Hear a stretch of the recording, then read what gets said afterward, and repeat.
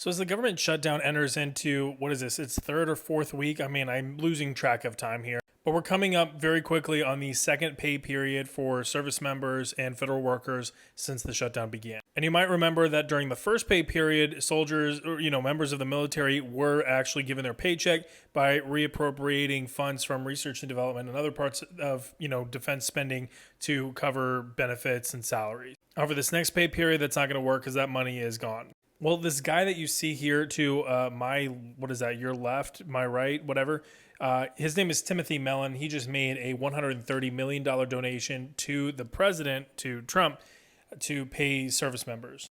With 1.3 million active service members, that's really only going to net out to around like $100 per person. And that's, of course, assuming that they're paying everybody the same amount, which, for those of you that have been in the military, you know that there are different pay grades for time in service and for rank. However, bottom line, definitely not enough to cover, the full salaries and benefits for everybody. Now, what is the problem with this? Because I think we can all agree that we want the troops to be paid. Well, there are some concerns about the legality of this being a gift. In fact, here's an article from CNN discussing how Democrats are concerned about the legality of this, saying that the Pentagon can only use gifts for a specific amount of purposes, and you have the list of those purposes here above my head. And here below my face, you have Senator Chris Coons giving a quote about how he's concerned how this could lead to our troops basically being bought and paid for by foreign powers. Now, this may also violate the Anti-Deficiency Act, which basically means that whatever dollars are appropriated for in the congressional spending bill,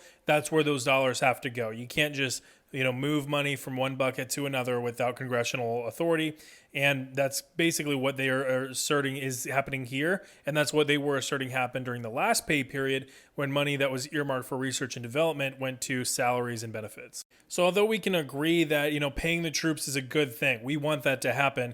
The question is, the slippery slope of, okay, well, what if the way that that's happening is technically illegal, and the method that the law was broken in that case is used to break the law in the future in ways that are a bit more egregious.